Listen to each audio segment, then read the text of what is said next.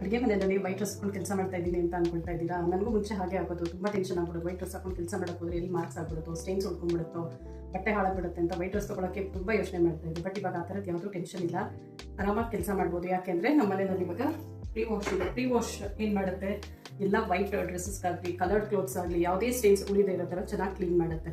ನೋಡೋಣ ಹೇಗೆ ಅಂತ. ಟರ್ಮರಿಕ್ ಮತ್ತು ಪೆನ್ ಮಾರ್ಕ್ ಆಗಿದೆ. ಸೊ ಇದನ್ನು ಈಸಿಯಾಗಿ ಹೇಗೆ ತೆಗೆಯೋದು ಅಂತ ನೋಡೋಣ. ಈ ಮಾರ್ಕಿಗೆ ಮತ್ತು ಪೆನ್ ಮಾರ್ಕಿಗೆ ನಾನು ಸ್ವಲ್ಪ ಒಂದೆರಡು ಡ್ರಾಪ್ ಅಷ್ಟು ಪ್ರೀ ವಾಶ್ನ ಹಾಕ್ತಾ ಇದ್ದೀನಿ. ಸೊ ಈ ಪ್ರೀ ವಾಶ್ ಹಾಕಿ ಒಂದು 10 ಮಿನಿಟ್ಸ್ ಬಿಡಬೇಕು ನಾವು.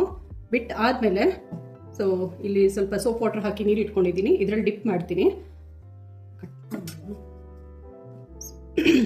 ಸೊ ಇದನ್ನು ನೀರಲ್ಲಿ ಡಿಪ್ ಮಾಡ್ತೀನಿ.